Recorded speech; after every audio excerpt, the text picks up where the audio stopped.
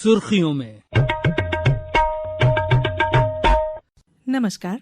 सुर्खियों में मध्य प्रदेश कार्यक्रम में आप सभी का स्वागत है। मैं हूं धारणा सचदेव। श्रोताओं, जैसा कि आप सभी जानते हैं कि इस कार्यक्रम में हम उन विषयों को शामिल करते हैं जो सुर्खियों में हों। इस बार का कार्यक्रम केंद्रित और समर्पित है अंतर्राष्ट्रीय योग दिवस को। विषय है आत्मिक शांति और सुकून देता है योग। हर वर्ष 21 जून को पूरे विश्व में मनाया जाने वाला ये दिन भारत की ओर से संपूर्ण विश्व को एक उपहार है।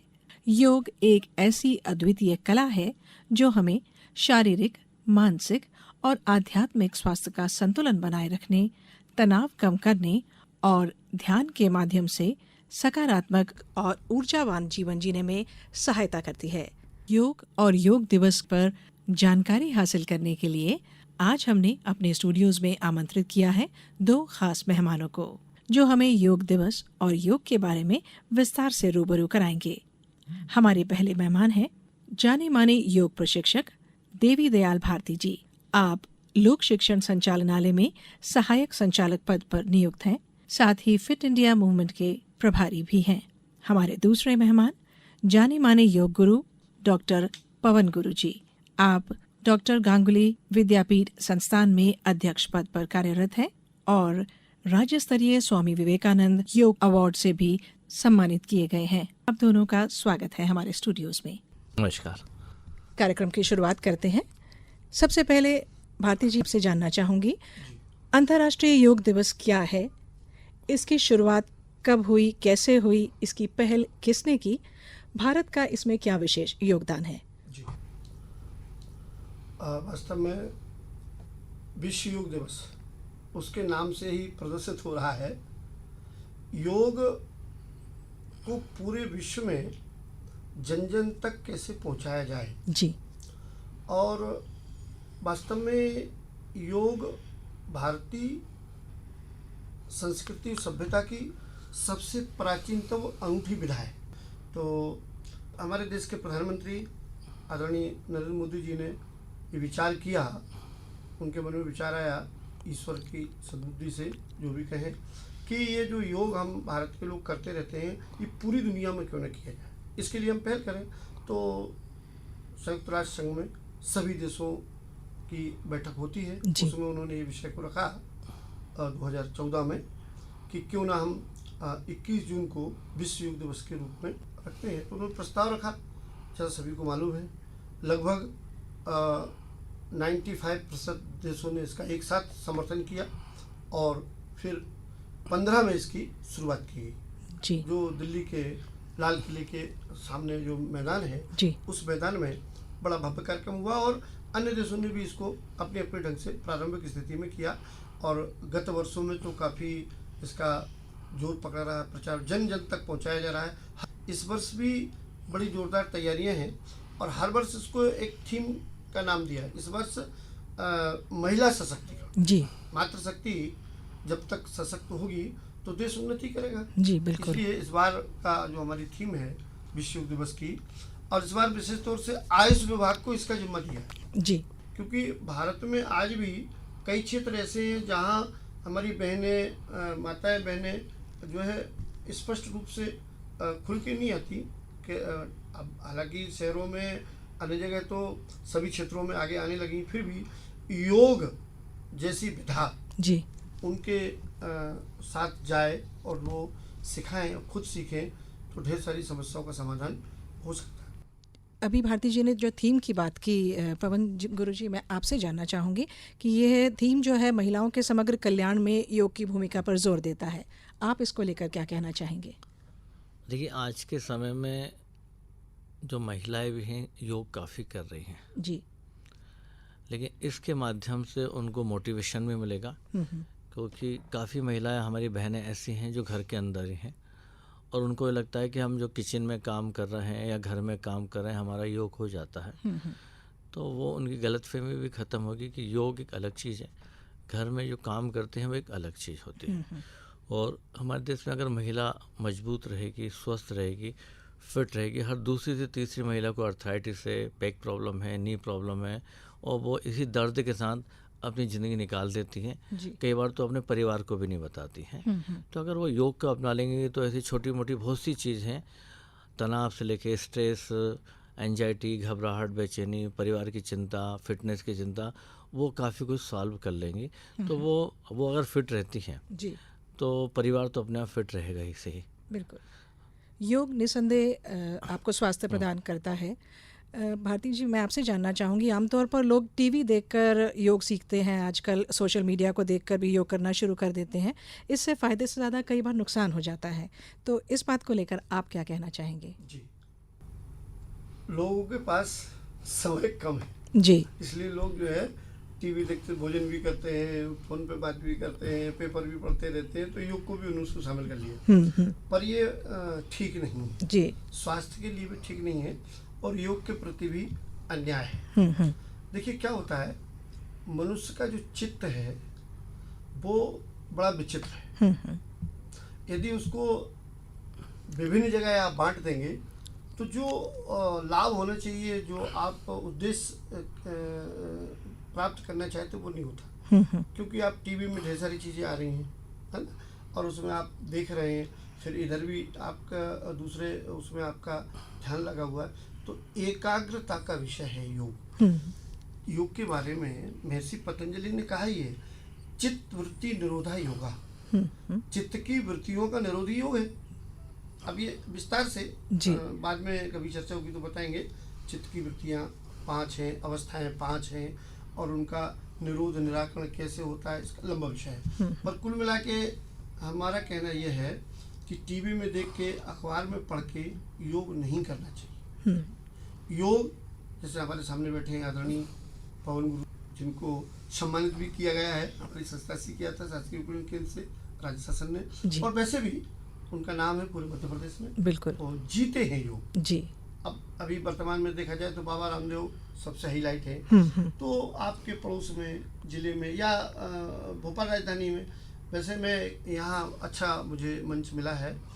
हमने शासकीय योग प्रशिक्षण केंद्र की ओर से, योग आयोग की ओर से प्रत्येक जिले में मुख्यमंत्री जिला योग केंद्र खोले। प्रत्येक जिले में वहाँ हमारा शासन की ओर से एक शिक्षक प्रशिक्षण अध्यक्ष है, जिसको हमने प्रशिक्षण दिया है। वहाँ प्रत्येक जिले में आप जाएं, शासकीय योग प्रशिक्षण केंद्र की ओर से जिला योग प्रभारी है और लगभग सभी जिलों में प्रातः काल योग की कक्षाएं लग रही। इसी प्रकार तहसील स्तर पर हमारे विकासखंड योग प्रभारी हैं। तो अब वो समस्या नहीं। दूसरा, भाई साहब गंगोली जी या अन्य और प्राइवेट अशासकीय संस्थाएं भी बहुत अच्छा प्रचार प्रसार कर रही हैं। बाबा रामदेव ने भी जन जन तक योग पहुँचाया, उनके केंद्र भी खुले हुए हैं जी। तो जो योग के जानकार हैं, मेरा निवेदन ही है, मैं ये नहीं कह रहा हूँ शासकीय से ही आप सलाह लें, जो योग के जानकार हैं उनसे आप परामर्श लें और उनके मार्गदर्शन में योग करें। जब आप सीख जाएं उसके बाद फिर आप स्वतः उसका अभ्यास कर सकते हैं। सही तरीके से कुछ भी करने के लिए गुरु की आवश्यकता है। पवन गुरु जी, मैं आपसे ये जानना चाहूँगी कि योग को लेकर जो अभी बात हो रही थी कि ये समाज में जो अनेक भ्रांतियाँ फैली हुई हैं, तो इस अवधारणा को स्पष्ट करने के लिए आप क्या कहना चाहेंगे? देखिए, सोशल मीडिया को अगर शिक्षक बना लिया जाए, उसको मार्क्स दिए जाए जी, तो 100 में से उसको 5 नंबर मिलेंगे, वो फेल हो जाएगा। सोशल मीडिया पे सिर्फ शॉर्टकट तरीका है कि 2 आसन कर लीजिए, ये खा लीजिए, वो पी लीजिए, तो ये हो जाएगा, वो हो जाएगा। वो सब टोटल फ्रॉड है। और योग को उन्होंने इतना बांट दिया है कि योग के टुकड़े टुकड़े करती हैं। योग एक कंप्लीट क्रिया होती है, उसमें आसन भी होते हैं, प्राणायाम भी होते हैं, आपको खाने के बारे में बताया जाता है, धारणा भी होती है, ध्यान भी होता है, और समाधि भी होती है, शवासन भी होता है, कंप्लीट होता है। और एक धारणा ये बना रखिए कि जब हम बीमार होंगे तो योग में जाएंगे। यंग एज के बच्चे होते हैं, हमें तो योग में जाने की ज़रूरत ही नहीं है, हम तो जिम ही बहुत हैं। लेकिन मैं आपको बताऊं कि अगर फिटनेस की बात करी जाए कि आपको फिट रहना है तो योग का नंबर पहले पे आता है जी। सेकंड नंबर पे खाने का आता है, क्योंकि खाना भी हमारे घर में रहता है। तीसरे नंबर का आता है घूमना, जो हम वॉक करते हैं। चौथे नंबर पे आता है स्पोर्ट्स। 5th नंबर पे एरोबिक्स, फिर जिम। ये सब चीज़ 6, 7, 8वें नंबर पे हैं। तो जो पहली दूसरी चीज़ हमारी खुद की हैं, हम उसको छोड़कर जो 6, 7वें नंबर की चीज़ है, उससे हमारे शरीर को ख़राब कर रहे हैं। इसमें हमारे माँ बाप की भी बहुत गलती है। जो गार्जियंस है वो बच्चों को प्रॉपर समझाते भी नहीं, उनकी हाँ में हाँ मिलाते हैं। उससे भी आज का देखिए कि कितनी घबराहट, बेचैनी, एंजाइटी बहुत ज़्यादा हो रही है, क्योंकि माँ बाप उनसे बोलना ही नहीं चाहते। माँ बाप उनकी कठपुतली हो गए, उनने जिस पे हाथ रख दिया माँ बाप उनको दिला देते हैं, उनको संघर्ष करने नहीं देते। मतलब है कि आप जब कुछ करने नहीं देंगे, उनको एक्सपोज ही नहीं करेंगे, तो बच्चा स्ट्रांग कहाँ से होगा। और फिर उसके दिमाग में आ गया कि जैसे गोली खाते हैं, जैसे मैं 2 आसन कर ली तो ठीक हो जाएंगे, अब 2 आसन से कुछ भी नहीं होता। और तो हमको एक सिस्टमेटिक, साइंटिफिक, मेरी उम्र क्या है, मुझे कितना करना चाहिए, कैसे मार्गदर्शन में करना चाहिए, जो जगह जगह खुल गए हैं। 10-10, 11 दिन सीख लेते हैं कहीं पर, और ट्यूशन की तरह आपको सिखा रहे हैं, और क्रैश कोर्स। अच्छा क्या है कि आजकल हमारी महिलाओं की शुरुआत से एक ही कमजोरी है कि मोटापा घटाना है। अभी मेरे पास कुछ दिन पहले एक बहन आई थी, तो शुगर 500-600 थी, 500 के आसपास थी, तो ट्राइग्लिसराइड सब कुछ बढ़ा हुआ था, लेकिन वो कह रही मुझे दुबला कर दीजिए। अब मैंने कहा 55 kg तो आपका वजन है, कि शादी के समय तो मेरा 45 kg था। अब मैंने कहा शादी हुए 20 साल हो चुके हैं आपको, लेकिन वो जो भूत सवार है, वो जो भूत है ना, वो बहुत नुकसानदायक है। तो हमको योग में मतलब फिट होना है। फिट में दुबलापन भी हो जाएगा, बीमारी पे भी कंट्रोल हो जाएगा, आप मेंटली फिजिकली स्ट्रांग भी हो जाएंगे, सब कुछ हो जाएंगे। लेकिन हमको फिट होने के लिए योग करना है, ना कि दुबले होने के लिए। उसमें सब कुछ आपका शामिल होगा, लेकिन हमारी सोच को हमको इस ढंग से लेके जाना पड़ेगा। जैसे हम रोज खाना खाते हैं, एक आध दिन फास्ट कर लेते हैं, 2 दिन, ऐसे कम से कम मिनिमम हफ्ते में 5 दिन योग जरूर करिए, तो पता ही नहीं चलेगा आपको। 24 घंटे में अगर हम 1 घंटा योग कर रहे हैं, तो मुश्किल से 5 से 8% अपने शरीर को दे रहे हैं। 93% तो आपके पास समय है सब कुछ करने के लिए, सारे काम धाम करो जो करना है। लेकिन हम योग के समय ही सारे काम आते हैं, योग के समय बहाना होता है, वहीं पार्टी में जाना है, सब वही करना है। तो आफ्टर हम अपने आप का नुकसान कर रहे हैं, अपने आप को धोखा दे रहे हैं, और फिर सोचते हैं कि हमारी किस्मत में लिखा है।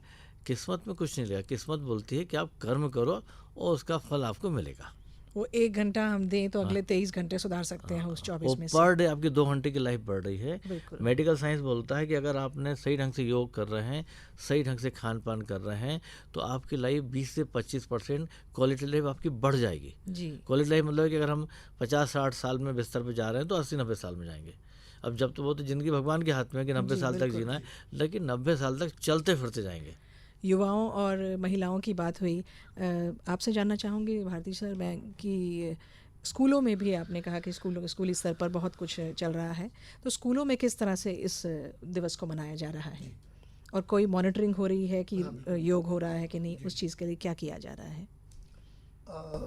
विश्व योग दिवस प्रारंभ हुआ उसके समय से ही हमारे यहाँ शासन स्तर पर, जो हमारा सबसे बड़ा कार्यालय है, PS हमारे प्रमुख सचिव, फिर लोक शिक्षण संचालनालय संचालक महोदय, वहाँ से हमारा एक विभाग अलग ही बना है योग का। तो ये देखा गया है कि छोटे छोटे बच्चों में जो हम संस्कार देते हैं वो जीवन पर चलते हैं। बिल्कुल। इसलिए ये तय किया गया है कि 7 साल से ऊपर के जो बच्चे हैं, 7 से 14 के बीच में, 10 साल के बच्चों को हम योग करा सकते हैं, 7 के ऊपर। तो अभी गत वर्षों में शासन से निर्देश भी आए हैं, ऐसे प्राथमिक विद्यालय 5वीं और 4वीं में पढ़ते हैं भैया बहन, उनको हम योग करा सकते हैं, हल्के फुल्के उनके हिसाब से, कठिन नहीं। जैसा भाई साहब ने भी बताया, आदरणीय पवन गुरु जी ने, कि भाई उसका सिस्टमेटिक ढंग है। बिल्कुल। कब करना, कैसे करना, कितना करना, युवाओं कितना करना, कितना, मातृशक्ति कितना करना। तो ऐसे ही बच्चों के हिसाब से हमने पूरा पाठ्यक्रम डिजाइन किया है, और उसमें खेल खेल में योग, हल्के फुल्के क्रियाएं, सूक्ष्म व्यायाम। तो इस तरह से मध्य प्रदेश शासन ने नीचे कक्षा 1 से कक्षा 12वीं तक का पाठ्यक्रम बनाया, और मंशा है, पूर्व मुख्यमंत्री जी ने भी कहा था, वर्तमान में भी आदरणीय मुख्यमंत्री जी कह रहे हैं कि हम कक्षा 1 से ही योग को लागू करेंगे। उत्तर प्रदेश में तो लागू हो गया है। तो जब बचपन से ही बच्चे योग को अपनाएंगे, बिल्कुल। हालांकि बच्चे खेलकूद में योग कर लेते हैं, और योग तो हम नहीं करें तो भी करते हैं, पर वो जो योग है वो आपको 33% अंक देता है केवल जीवन की गाड़ी चलाने की। यदि आज की जो दिनचर्या है उसमें हम स्पर्धा में आगे जाना चाहते हैं, टॉप एंड टेन में होना चाहते हैं, तो हमें विधिवत योग 1 घंटे पूरा जो योग का प्रोटोकॉल है उस हिसाब से हमें करना पड़ेगा। सिर्फ पास नहीं होना, पास विद ऑनर्स होना है जी। इसलिए मेरा निवेदन ये है यहाँ इस विश्व योग दिवस पर कि सब लोग 24 घंटे में तो ज़्यादा नहीं, आधा घंटे तो हम दे सकते हैं, 15 मिनट तो दे सकते हैं। जो कुशल योग प्रशिक्षक हैं उन्होंने ऐसा पैकेज बनाया है, उस पैकेज के माध्यम से धीरे धीरे हम अपनी समय की उसको बढ़ाएं। जी, एक घड़ी आधी घड़ी आधी की बुनियाद कुछ तो दिया जाए। आप क्या कहना चाहेंगे पवन गुरुजी कि स्कूली बच्चों के लिए योग को लेकर क्या क्या सावधानियां बरती जानी चाहिए?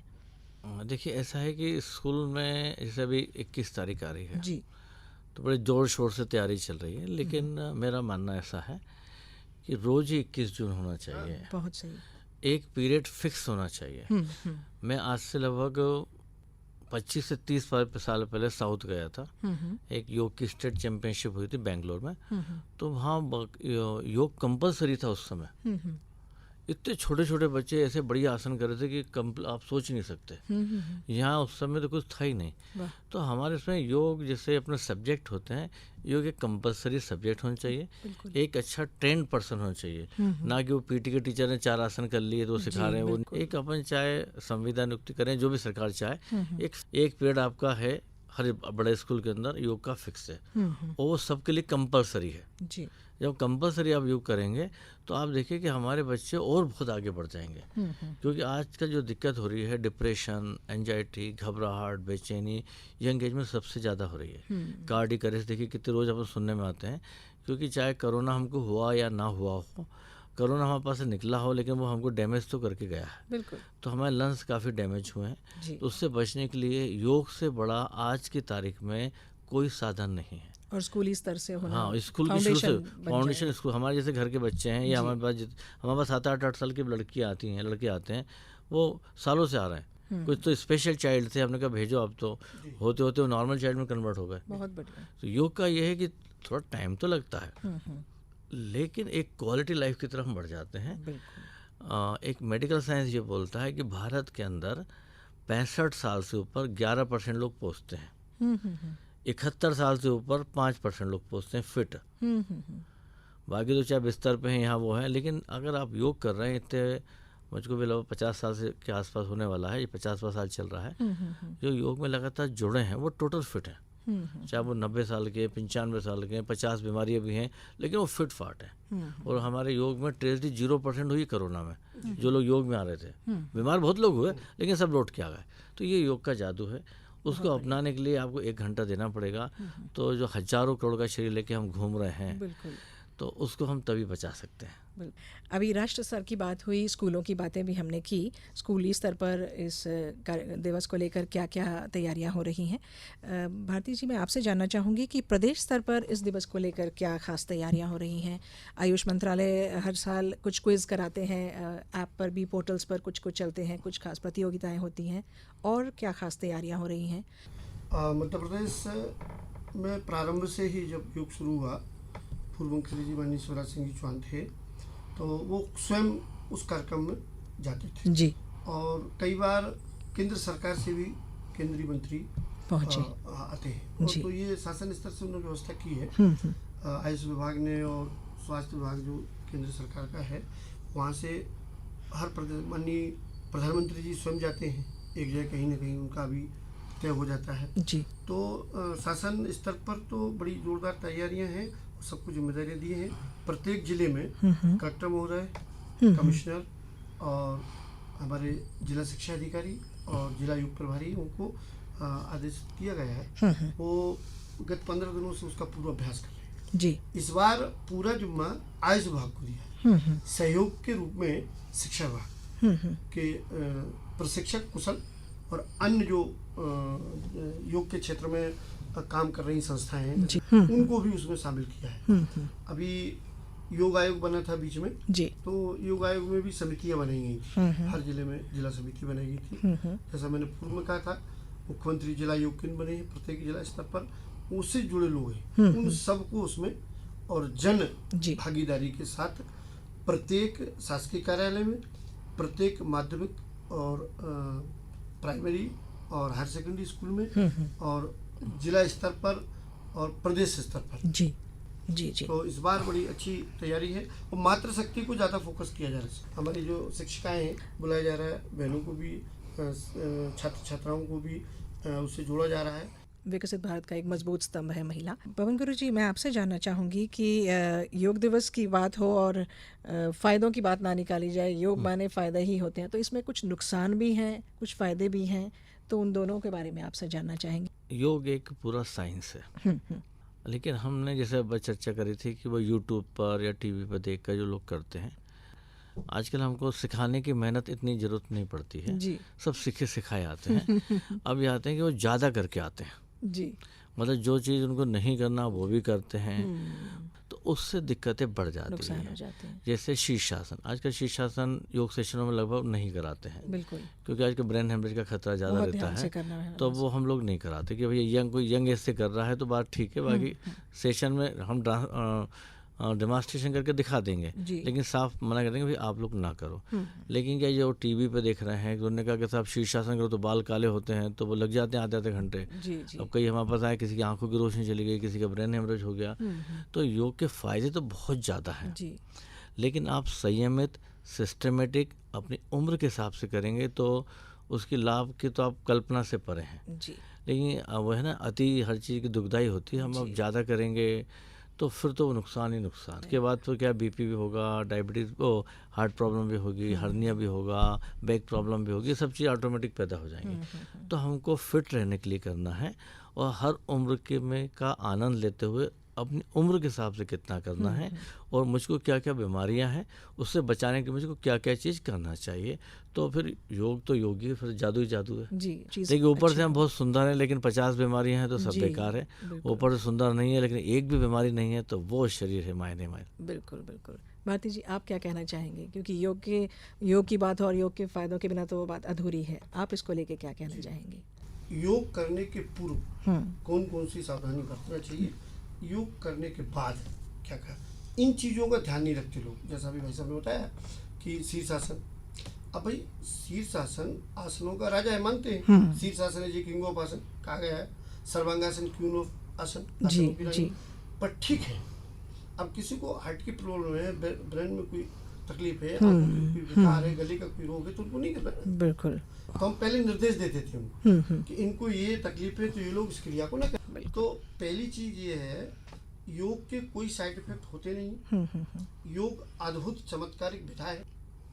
बिल्कुल। जैसे शीर्षासन की बात हुई ना, तो उसमें ऊर्जा ऊर्ध्वगामी होती है, षट चक्र का जागरण होता है। ये ऋषि मुनियों ने सिद्ध किया। बिल्कुल। पद्मासन, अब जैसे कहा गया है कि भाई अपने को प्राणायाम करना है तो पद्मासन बैठना, हल्की मार के बैठना, तो पद्मासन में जब बैठते हैं तो रीढ़ की हड्डी अपने आप सीधी हो जाती है और मूलाधार चक्र पर प्रभाव पड़ता है, तो कुंडलिनी का जागरण होता है, आध्यात्मिक, ये फ्री में ही हमको फायदा हो जाता है जी।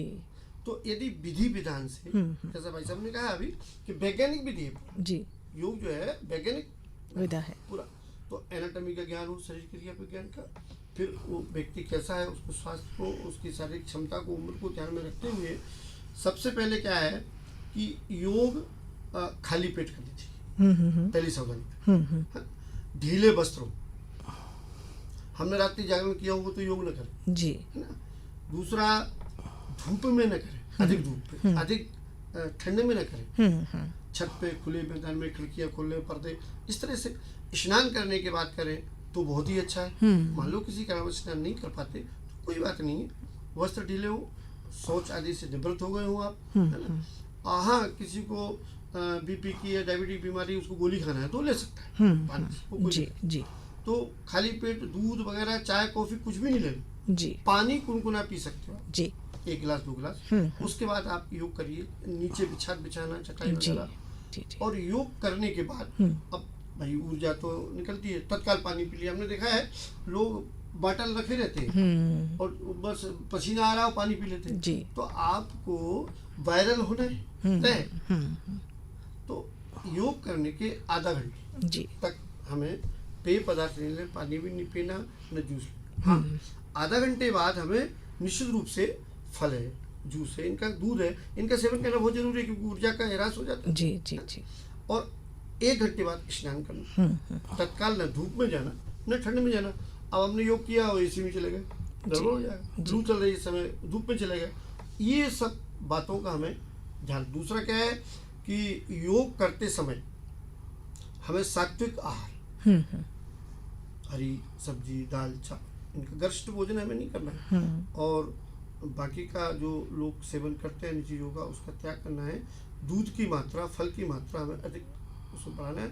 और यदि योग के दौरान हम एक आहारी रहें तो जो और अच्छी बात है।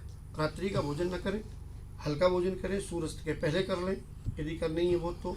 बाकी एक समय भोजन जो करेंगे तो उससे आधी बीमारी अपने आप दूर हो जाए। हल्का भोजन लें जी, हम ये नहीं करें पूरा टोटली बंद करें। अपने यहाँ उपवास की पद्धति बताइए जी। उपवास जो है योग के अंतर्गत ही आता है। तो इन सावधानियों को कुशल योग गुरु के मार्गदर्शन में यदि हम करें तो निश्चित में 100% क्या है उससे ज़्यादा फायदा आपको। जी जी बिल्कुल। तो समय हो चला है कार्यक्रम समेटने का। तो जाते जाते हम चाहेंगे हमारे श्रोताओं के लिए आप कुछ खास टिप्स दें। पहले आप भारती जी और पवन गुरु सर की तरफ से भी। पहली चीज तो ये है आहार विहार जी, समय पर सोना। जैसा आहार का मैंने बताया, गीता में सात्विक, राजसी, तामसी भोजन बताया गया जी। सात्विक भोजन जी का सेवन करें और पर्याप्त नींद लें जी। कम से कम स्वस्थ व्यक्ति के लिए 7 घंटे सोना। तो सूर्योदय के पहले हमें उठ जाना चाहिए और उठते से ही कुनकुना पानी हमें पीना है। और उससे क्या होगा कि आपके अंदर जो कब्ज है उसका समझ लो, थोड़ा टहलें जी।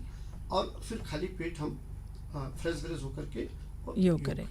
ये हमें कुछ सावधानियाँ बरतनी चाहिए। योग के बारे में सामान्यतः जो हमारा सोच है और दर्शन, हमारा भारतीय दर्शन, क्योंकि कार्यक्रम को हम समेट रहे हैं तो 4 पंक्तियों के साथ हम समापन करेंगे कि योग सभी रोग चिंता का मुक्ति धाम है। योग सभी रोग चिंता का मुक्ति धाम है। योग ऋषि मुनियों के तप का परिणाम है। योग साधना से बल वैभवशाली जिंदगी। योग साधना से बल वैभवशाली जिंदगी। योग कर्म योग गीता गायत्री का नाम है। योग से ही ज्ञानी विज्ञानी आत्मज्ञानी बने। योग से ही ज्ञानी विज्ञानी आत्मज्ञानी बने। योग आत्मा से परमात्मा का धाम है। तो योग से ही होगा जग जगमग भारती। योग से ही होगा जग जगमग भारती। योग से ही सुबह शुरू, योग से ही शाम है। योग से ही दिनचर्या की शुरुआत करें और योग से ही शयन करें। बहुत बहुत धन्यवाद। विश्व योग दिवस पर सभी को शुभकामनाएं। सर्वे भवन्तु सुखिनः, सर्वे सन्तु निरामया। सभी सुखी रहें, सभी स्वस्थ रहें, मस्त रहें। बहुत खूब। पवन गुरु जी, आप हमारे श्रोताओं के लिए क्या लास्ट में टिप्स देना चाहेंगे? देखिए, मैं एक ही बात बोलना चाहूँगा कि अगर जो आपका जीवन आपको मिला है इसको अच्छे ढंग से जीना चाहते हैं जी, बिगर मगर करे हुए, बिगर बहाने करके, तो आपने जीवन के अंदर योग को प्लस कर लीजिए। बस जहाँ आपने योग को प्लस किया तो आप सारी विपत्तियाँ, परेशानी, तनाव, टेंशन, हर चीज़ को सहन करने की क्षमता हमको मिल जाती है। और जिसके पीछे दुनिया भाग रही थी कि अमृतत्व कैसे मिले जी, तो योग एक अमृत का वो रास्ता है जो आपके ज़िंदगी को, हम 90 साल का टारगेट लेके चलें, 90 साल तक आपको शानदार ज़िंदगी दे सकता है जिसके आप अधिकारी हैं। और खाली वो 1 घंटा मांगता है शरीर, हफ्ते में 5 दिन। और भगवद गीता में भी लिखा है पहले आप योगी बने, फिर ज्ञान योगी, फिर कर्म योगी। इसका सार है योगी मतलब पहले फिट होंगे, अच्छे ज्ञान को अर्जित करेंगे तो अच्छे कामों में आप लगा देंगे। बहुत खूब, बहुत खूब। तो श्रोताओं, हम आशा करते हैं जो जानकारी हमारे विशेष मेहमानों ने आप सभी को दी, आप उसका भरपूर लाभ उठाएंगे और सिर्फ 21 जून नहीं, हर दिन को योग दिवस की तरह मनाएंगे। आज के इस कार्यक्रम में इतना ही। नमस्कार।